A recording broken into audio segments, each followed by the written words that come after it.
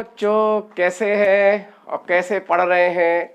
और जैसा कि हम आपको 11th और 11th कम नीट की तैयारी करवा रहे थे और हमने पिछले जो वीडियो में हमने वेक्टर पढ़ाया था, आज हम उसी को आगे बढ़ाएंगे।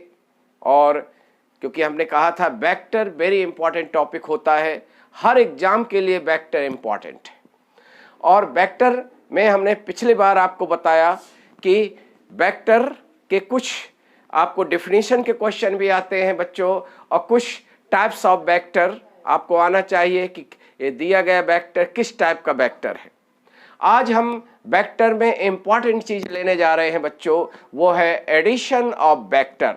Addition of vector, addition of vector.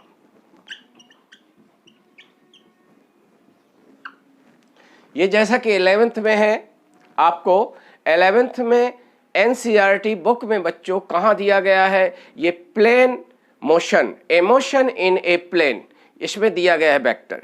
तो जैसे एडिशन ऑफ वेक्टर, पहले बच्चों हम एक simple addition of two vector लेंगे, जैसे C vector equal A vector plus B vector. देखिए बच्चों, सम ऑफ टू वेक्टर का एक यूनिवर्सल लॉ है जिसको कहते हैं addition of two vector according to parallelogram methods. ये वेरी इंपॉर्टेंट है। देखिए, जैसे हम कहते हैं वेक्टर प्लस वेक्टर, इसका मतलब है जिन वेक्टर के बीच में प्लस लगा रहता है उनका रिजल्टेंट वेक्टर दो वेक्टर का सम होता है। जैसे हम कहें वेक्टर प्लस वेक्टर, तो यू गेट another वेक्टर। यानी एडिशन ऑफ वेक्टर का मतलब यह है कि number of vectors reduce to single vector, यानी चाहे टू हो चाहे मोर देन टू वेक्टर हो बच्चों, जब वेक्टर प्लस वेक्टर चाहे जितना प्लस वेक्टर करते जाओ, ये सारे वेक्टर रिड्यूस हो जाएंगे टू सिंगल वेक्टर। यानी सारे वेक्टर को एडिशन लेने के बाद एक वेक्टर बनता है। और जो ए वेक्टर सी वेक्टर है वो कैसे मिला है, ए वेक्टर प्लस बी वेक्टर, हमने दो वेक्टर को जोड़ा है, सम किया है और हमें एक वेक्टर मिला है। तो देखिए, दोनों तीनों वेक्टर का अलग अलग नाम होता है। पहली चीज, जिन वेक्टरों को जोड़ा जाता है, यानी दो vector which are taken addition, these vector are called component vector। these vector are called component vector। यानी ए वेक्टर बी वेक्टर क्या है बच्चों, ये कंपोनेंट्स हैं। बच्चों ध्यान देना है, ए एंड बी वेक्टर इनको कहते हैं कंपोनेंट्स ऑफ सी वेक्टर। याद रखना है हमेशा बच्चों, जिन वेक्टर में प्लस होता है, जिन वेक्टर का जोड़ लिया जाता है, एडिशन किया जाता है, उनको कहते हैं कंपोनेंट वेक्टर। और सारे वेक्टर को सम लेने के बाद जो एक वेक्टर बनता है बच्चों, वो होता है रिजल्टेंट वेक्टर। यानी बच्चों सी क्या है, सी है रिजल्टेंट वेक्टर, रिजल्टेंट वेक्टर। ठीक है, तो हम ये कह सकते हैं कि देखिए बच्चों, जब व्हेनेवर टू वेक्टर के बीच में प्लस लगा है, तो जिनके बीच में प्लस लगा है तो वो कंपोनेंट वेक्टर होते हैं। और ये वेक्टर को एडिशन के बाद जो एक सिंगल वेक्टर बनता है वो रिजल्टेंट वेक्टर होता है बच्चों। ठीक है, सी वेक्टर इज रिजल्टेंट वेक्टर। अब आप क्या करते हैं, जैसे दो तरह से एडिशन होता है बच्चों। जैसे हम एक वेक्टर को कैसे लिखते हैं, A vector A X I cap, A Y J cap, A Z के कैप। आपको मालूम है किसी वेक्टर को हम आई कैप, जे कैप, के कैप के टर्म में लिख सकते हैं। बी वेक्टर बच्चों कैसे लिखा हमने, बी एक्स आई कैप, बी वाई जे कैप और बी जेड के कैप। ठीक है, जैसे there are two vector A vector B vector are given, दोनों वेक्टर बच्चों आई कैप जे कैप के कैप के टर्म में लिखे गए हैं। और we want to take addition of given vector a and b. So जब बच्चों दो वेक्टर ऐड करेंगे तो ये दोनों वेक्टर एक वेक्टर बन जाएंगे। यही मेन होता है एडिशन ऑफ वेक्टर। समझ रहे हैं? तो यहां जैसे हम सी वेक्टर करेंगे बच्चों, तो सी वेक्टर किसके इक्वल हो जाएगा? C vector will be A vector plus B vector. जब बच्चों दो वेक्टर ऐड करते हैं तो आई कैप का टर्म ऐड होता है, जे कैप का टर्म ऐड होता है, के कैप का टर्म होता है। तो now just after taking addition of A vector and B vector, these two vector reduce to single vector, that is resultant vector. So now ax bx I cap, ay plus by j cap, and cx cy sorry ये a z plus bz k cap.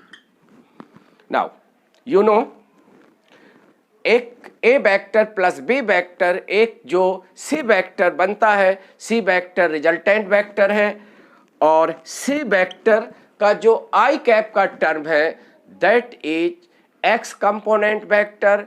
जो जे cap का term है बच्चों वो Y component vector. तो यहां हम ये कहेंगे that is C x C y J cap और सी जेड के कैप। ठीक है बच्चों? तो यहां वेयर सी एक्स क्या है? C X sum of A X and B X. C Y क्या है? A Y plus B Y. And C Z क्या है? A Z plus B Z. ठीक है बच्चों? तो होता क्या है कि whenever you add two vector, then two vector convert into single vector C vector, और C vector is called resultant vector of A vector and B vector। बात समझ में आ गई बच्चों? तो यहाँ इस बेसिस पर भी कई क्वेश्चन आते हैं। आपके 11th में भी है, 11th में वेक्टर है, और साथ साथ जो बच्चों को नीट और आईआईटी देना है, वेक्टर टॉपिक वेरी इंपॉर्टेंट है और इस टॉपिक से भी डायरेक्ट क्वेश्चन पूछे जाते हैं। तो देखिए बच्चों, अब जैसे हम देखें कैसे क्वेश्चन आएगा इसका, तो इसका क्वेश्चन इस तरह दे सकता है बच्चों कि if R vector equal P vector plus Q vector and R x 9 है और पी एक्स 5, आर वाई 10 और P y 6, P y that is 7। ठीक है? Then find out Q cap. Q cap. बच्चों there is relation between three vector. ठीक है? There is relation between three vector. जैसे three vector के बीच का रिलेशन है। How to relate three vector? यानी टू वेक्टर का सम थर्ड वेक्टर है। इसका मतलब है कि जिन वेक्टर को ऐड किया गया है these vector are component vector, और ऐड के बाद जो बच्चों थर्ड वेक्टर मिला है वो दैट इज रिजल्टेंट वेक्टर।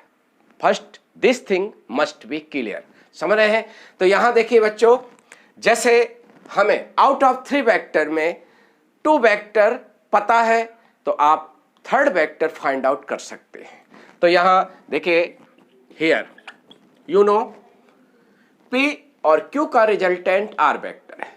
तो बच्चों R वेक्टर जब रिजल्टेंट है तो P का X कंपोनेंट प्लस Q का X कंपोनेंट R का X कंपोनेंट होगा। और यहां हम नोटिस करते हैं X और Y कंपोनेंट केवल दिए जाते हैं। इसका मतलब ये वेक्टर XY प्लेन में लाई है। किस प्लेन में लाई है? XY प्लेन में लाई है। बच्चों एक चीज और बता दें कि जब P और Q जिस प्लेन में होते हैं बच्चों, उसी प्लेन में उनका रिजल्टेंट वेक्टर होता है। कुछ एडिशन ऑफ वेक्टर का बेसिक कंसेप्ट आपको याद रखना है। पहली चीज, वेक्टर प्लस वेक्टर वेक्टर होता है, और ऑल थ्री वेक्टर यानी टू कंपोनेंट और या resultant must be coplanar vector, यानी all three vector lie in a single plane. This thing important. और एक पॉइंट और इंपॉर्टेंट है कि ऑल थ्री वेक्टर्स यानी कंपोनेंट्स वेक्टर और resultant vector must be like in nature. Must be like in nature का मतलब यह है बच्चों कि यदि P फोर्स है तो Q भी फोर्स होगा, और फोर्स का रिजल्टेंट बच्चों फोर्स ही होगा। बात समझ में आ गई? तो यहां देखिए बच्चों, यदि आउट ऑफ थ्री वेक्टर में एक्स वाई प्लेन में है वेक्टर, और आउट ऑफ थ्री वेक्टर में टू वेक्टर के X component Y component are given, तो you can get X component Y component of third vector जिसके कंपोनेंट आपको मालूम नहीं है। तो हियर क्या होगा बच्चों, R X must be equal to P X plus Q X, R Y must be equal to P Y plus Q y. You know Rx Px is given, so Qx will be equal to Rx minus Px, or that will be equal to 9 minus 5 and 4, and Qy will be equal to Ry minus Py, that will be equal to 10 minus 7, that is 3. So whenever बच्चों you have Qx Qy, तो you can form complete vector Q vector just putting value of Qx and Qy, we have full vector Q, और ये बच्चों किसके equal होगा, Qx I cap Qy j cap. So just Qx की value बच्चों हम रखेंगे, तो Qx की value 4i cap plus 3j cap, you get vector Q vector. You also know बच्चों किसी वेक्टर का, क्योंकि यहां हमारा क्या पूछा है एग्जाम में, find out Q cap. Q cap is unit vector of Q, और किसी वेक्टर का बच्चों यूनिट वेक्टर क्या होता है, vector divided by its magnitude, so that Q cap will be equal to vector Q divided mod Q. You know vector 4i cap plus 3j cap, और magnitude आपको मालूम है कैसे फाइंड आउट करते हैं। Magnitude will be under root 4 square plus 3 square, that is 5. So final answer will be बच्चों that is 4i cap plus 3j cap upon 5, ये answer होगा बच्चों। और इसको आप चाहें तो बच्चों ऐसे भी लिख सकते हैं, Q cap will B 4 upon 5। 4 upon 5 means ये कितना होगा बच्चों, 4 upon 5 means 0.8 j I cap and 0.6 j cap, ये आ गया Q कैप। Q कैप मतलब unit vector of Q vector. आप इससे आंसर भी चेक कर सकते हैं बच्चों। वेक्टर का यदि क्वेश्चन आता है और कोई भी आपको यूनिट वेक्टर आपने निकाला है और you want to check answer, तो यूनिट वेक्टर क्या होता है बच्चों, एक ऐसा वेक्टर जिसका मैग्नीट्यूड 1 होता है। आप आंसर चेक कर सकते हो। ये Q कैप आया तो हाँ हमारा आंसर सही है कि गलत है, इसका मॉड निकालेंगे, और जब मॉड निकालेंगे तो बच्चों इसका मॉड 1 आएगा। चाहे निकाल के देख लो। Q कैप का मॉड क्या होगा बच्चों, अंडर रूट 0.8 का होल स्क्वायर प्लस 0.6 का whole square, that will be equal to 1। ठीक है, ऐसे आप क्वेश्चन कर लेना है बच्चों। एक बार फिर रिमाइंड कर दें कि कहीं भी आपको यूनिट वेक्टर आपने निकाला है, और यूनिट वेक्टर वही यूनिट वेक्टर होता है जिसका मैग्नीट्यूड 1 होता है। ठीक है, इट इज क्लियर। तो मैथमेटिकली हमने वेक्टर को ऐड किया, 2 वेक्टर ऐड किया और वी गेट थर्ड वेक्टर। इसके बाद ज्योमेट्रिकली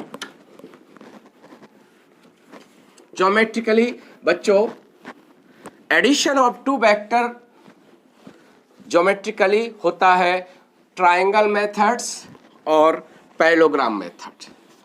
देखिए बच्चों, बाय ट्रायंगल मेथड्स, क्योंकि you know a vector is represented by straight line with arrow head. बच्चों, एक वेक्टर की एक लाइन होती है और लाइन में एरो लगा होता है। जो लाइन की लेंथ होती है वो वेक्टर का मैग्नीट्यूड होता है और जो एरो होता है वो वेक्टर की डायरेक्शन होती है। If there are addition of two vector, so addition of two vector you get third vector. How many participant vector? 3 vector. तो 3 लाइन होगी बच्चों, और 3 लाइन से क्या बनेगा? ट्राइंगल बनेगा। ठीक है, तो हम जैसे हम कहते हैं कि एडिशन ऑफ टू वेक्टर्स, जैसे हम कहें बाय ट्राइंगल मेथड। ये आप 11th में पढ़ना है बच्चों, और कंपटीशन पॉइंट ऑफ व्यू से very important. Addition of two vector by triangle method is also useful to determine angle between two vectors. हमें देखेंगे कुछ क्वेश्चन हम करवाएंगे कि कैसे कुछ क्वेश्चन हम सॉल्व करते हैं to determine angle between two vectors. ठीक है, तो there are how many vector? 3 vector, क्योंकि 3 वेक्टर्स में, आउट ऑफ 3 वेक्टर में बच्चों 2 वेक्टर कंपोनेंट वेक्टर है और थर्ड वेक्टर रिजल्टेंट वेक्टर है। देखिए, तो 3 लाइन से हमारा क्या बनेगा बच्चों? ट्राइंगल बनेगा। ट्राइंगल जस्ट फॉर्म, ठीक है, और just 1 line allotted to 1 vector. हर एक लाइन एक वेक्टर की होती है, और जो बच्चों लाइन की लेंथ है, बड़ा इंटरेस्टेड चीज है, जो लाइन की लेंथ है बच्चों वो वेक्टर का मैग्नीट्यूड है। तो यहां जैसे हम ए vector, B vector, C vector, देखिए बच्चों, हमने एक लाइन एक वेक्टर को दे दिया, तो all 3 line are represented by 3 vectors. ठीक है, say A vector, B vector, C vector. Now it is incomplete diagram, because vector की लाइन तो हमने बना दिया, क्योंकि लाइन की लेंथ मतलब ट्राइंगल की साइड की लेंथ जो बच्चों वो वेक्टर का मैग्नीट्यूड है। बट अभी अधूरा क्यों है बच्चों? क्योंकि हमने एरो नहीं बनाया, क्योंकि वेक्टर में लाइन है, एक वेक्टर की एक लाइन है और उसमें एरो लगा हुआ है। एरो क्योंकि डायरेक्शन बच्चों वेक्टर में जरूरी चीज है। तो जैसे एरो हमें देना है तो बच्चों इसके अनुसार देंगे। इसके अनुसार क्या होता है बच्चों? जो कंपोनेंट्स वेक्टर है, कंपोनेंट्स कौन वेक्टर है?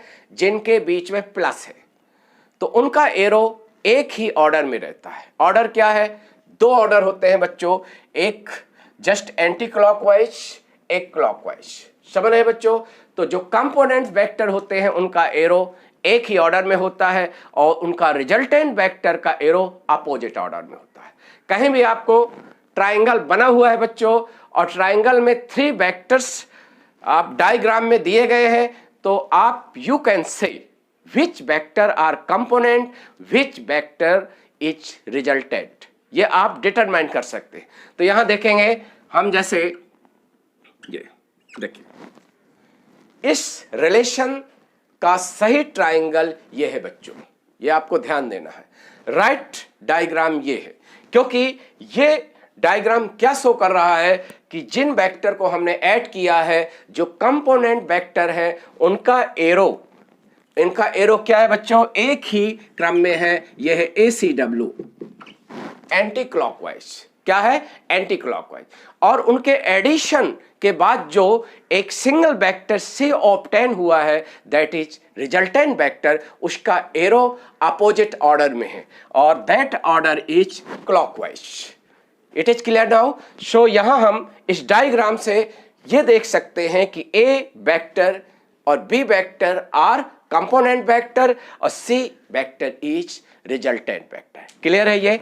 तो देखो बच्चों, इस तरह वेरी इंपॉर्टेंट है। कभी कभी you have a diagram, you have a vector diagram, ये ट्राइंगल हो या आपको कोई भी है, एक स्क्वायर बना हुआ है। तो यहां हम देखते हैं कि जितने भी वेक्टर ऐड किए गए हैं उनका एरो एक ही ऑर्डर में होगा, और एडिशन के बाद जो एक सिंगल वेक्टर रिजल्टेंट वेक्टर बनता है उनका एरो अपोजिट ऑर्डर में हो। ठीक है, क्लियर है। अब देखो, जैसे बच्चों हम कहें कि देयर इज एरो होता है और एरो वेक्टर की डायरेक्शन होती है। तो यहां हम देखेंगे कि जैसे ट्राइंगल है, ये अल्फा, ये बीटा, ये गामा। ठीक है, तो अल्फा बीटा गामा और ट्राइंगल एंगल, ये ट्राइंगल एंगल्स है। और you know sum of all angle are 180 degree, क्योंकि त्रिभुज के सारे एंगल का सम क्या होता है, 180 डिग्री होता है। ठीक है, यदि आउट ऑफ 3 एंगल में 2 एंगल पता है तो थर्ड एंगल हम डिटरमाइन कर सकते हैं। ठीक है बच्चों, ये 2 एंगल 30 और 60 डिग्री है, तो जो थर्ड एंगल होगा 90 होगा।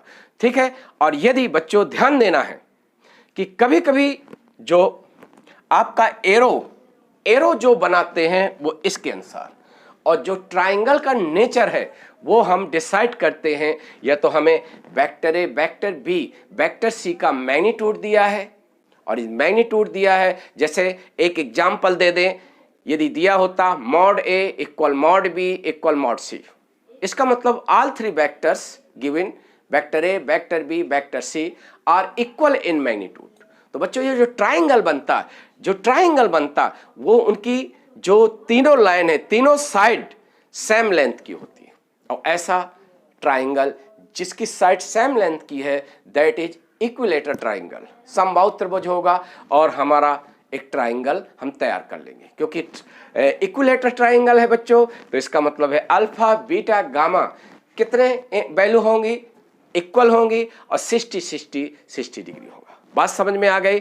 तो यहां बच्चों यदि हमें अल्फा बीटा गामा एंगल पता चल जाए तो we can get angle between 2 vector, क्योंकि always angle between 2 vector is taken angle between 2 direction of given vector.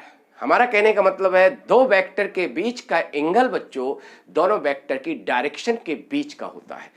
ये आपको ध्यान देना है। जरूरी नहीं है कि 2 वेक्टर की लाइन के बीच का एंगल आपको दिया गया हो वही वेक्टर के बीच का एंगल हो, क्योंकि always angle between 2 vector is taken between direction of given vectors. ठीक है बच्चों, तो यहां देखिए हम थोड़ी देर के लिए देखें कि जैसे एंगल बिटवीन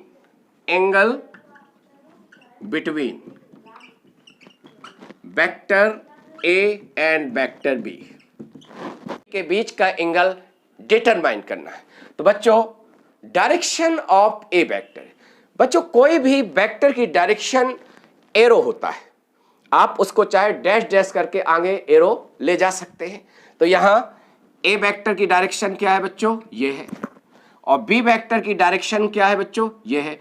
तो दिस इज यानी डायरेक्शन ए की और डायरेक्शन बी के बीच का जो एंगल है वही वेक्टर ए वेक्टर बी के बीच का एंगल है। तो ये आपका एंगल क्या होगा, 180 माइनस अल्फा, यानी इसके बीच का एंगल होगा 180 माइनस अल्फा। ठीक है बच्चों, यानी ए वेक्टर बी वेक्टर के बीच का एंगल बच्चों अल्फा नहीं है, क्योंकि alpha is not angle between direction A vector and direction B vector. Direction A और डायरेक्शन बी के बीच का एंगल बच्चों है वो है 180 माइनस अल्फा। क्लियर है। अब देखो, now we want to get angle between direction of B vector and direction of C vector. तो डायरेक्शन बी बच्चों ये है, डायरेक्शन सी ये है, तो ये होगा बीटा। तो जो एंगल होगा बच्चों, angle between B vector and C vector will be beta. बात समझ में आ रही। हमेशा बच्चों याद रखो, फिर रिमाइंड कर दे रहे हैं कि 2 वेक्टर के बीच का एंगल दोनों वेक्टर की डायरेक्शन के बीच का एंगल होता है। ठीक है। Similarly just angle between direction of A vector and direction of C vector, तो दैट इज गामा, यानी angle between C vector and A vector, ये होगा बच्चों गामा होगा। तो इस तरह जो हम थ्री वेक्टर के बीच का रिलेशन होगा बच्चों, कहीं ना कहीं थ्री वेक्टर में ऐसा हो सकता है टू वेक्टर ऐड किए गए हों और थर्ड वेक्टर एडिशन के इक्वल हो, तो ये एक ट्रायंगल बनाते हैं बच्चों। और ट्रायंगल हो सकता है उन वेक्टर का मैग्नीट्यूड दिया है या कोई एंगल दिया है तो आप डिफरेंट टाइप ट्रायंगल बना लेंगे, एक पार्टिकुलर ट्रायंगल बनेगा। फिर इन वेक्टरों को आप एरो किसके अनुसार दोगे, इसके अनुसार दोगे, क्योंकि ये मैटर करता है कि कौन कौन से वेक्टर कंपोनेंट हैं और कौन वेक्टर रिजल्टेंट है। क्लियर है ये? देखिए यहाँ हमारी एक tips competition point of view से, क्योंकि आपको ऑब्जेक्टिव टाइप यदि एग्जाम कहीं भी देना है तो क्योंकि ऑब्जेक्टिव टाइप का ट्रेंड चला है, आने वाले जिस हिसाब से समय है उस हिसाब से देखा जाए तो ऑब्जेक्टिव टाइप, क्योंकि ऑनलाइन मॉड एग्जाम होंगे, ऑब्जेक्टिव टाइप एग्जाम होते हैं, तो ऑब्जेक्टिव टाइप में बच्चों टाइम मैनेजमेंट का बहुत रोल है। तो यहाँ हम देखिए बच्चों, यहाँ ये देखें तो एक टिप्स हमारी याद रखना है, ट्रिक याद रखना है कि कहीं ना कहीं टू वेक्टर बच्चों किसी ट्राइंगल के कॉर्नर में मीट होते हैं, यानी दोनों वेक्टर कहीं ना कहीं एक कॉर्नर में मीट होते हैं। बच्चों याद रखना ये दोनों वेक्टर आइदर टेल टेल या हेड हेड मीट होते हैं, तो दोनों वेक्टर के बीच का एंगल बच्चों वही ट्राइंगल का जो एंगल है वही दोनों वेक्टर के बीच का एंगल होता है। और कहीं किसी कॉर्नर में बच्चों यदि एक वेक्टर का टेल है एक का हेड है, तो जो दोनों वेक्टर के बीच का एंगल होगा बच्चों वो ट्राइंगल जो एंगल होता है वो ना होकर 180 माइनस ट्राइंगल एंगल होता है। जैसा कि इसको हम जस्टिफाइड करेंगे, जैसे ए और बी के बीच का एंगल है, तो देखो बच्चों ए वेक्टर बी वेक्टर इस कॉर्नर में कैसे मीट हो रहे हैं।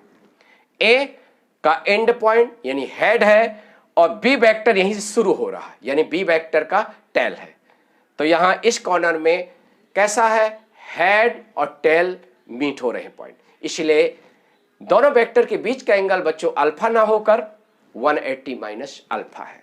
लेकिन अदर कॉर्नर में, इसके अलावा जो अदर कॉर्नर है, जैसे ये कॉर्नर है, इस कॉर्नर में बच्चों कौन कौन से वेक्टर मीट हो रहे हैं, बी वेक्टर और सी वेक्टर। कैसे मीट हो रहे हैं बच्चों, हेड हेड, इसलिए दोनों वेक्टर के बीच का एंगल बीटा ही है। देखिए वही एंगल है जो ट्राइंगल का एंगल है। यहां देखो सी और ए वेक्टर इस कॉर्नर में कैसे मीट हो रहे हैं बच्चों, इस कॉर्नर में मीट हो रहे हैं टेल टेल, और हमने क्या बताया, किसी कॉर्नर में यदि टेल टेल या हेड हेड मीट होते हैं बच्चों तो जो दो वेक्टर के बीच का एंगल होता है वो क्या होता है, वही होता है जो त्रिभुज का कोण होता है, ट्राइंगल एंगल होता है। ये हमारी ट्रिक समझ में आ गई होगी, ये बहुत यूजफुल है फॉर ऑब्जेक्टिव टाइप एग्जामिनेशन। समझ में आ गया ये? तो इससे कुछ हम न्यूमेरिकल क्वेश्चन करवा दे रहे हैं कि इस बेसिस पर आपको ये याद रखना है कि यदि अल्फा बीटा गामा आपको पता चल गया तो किन्हीं दो वेक्टर के बीच का एंगल हम फाइंड आउट कर सकते हैं। समझ में आई ये? क्लियर है? तो ये आपको ध्यान देना है।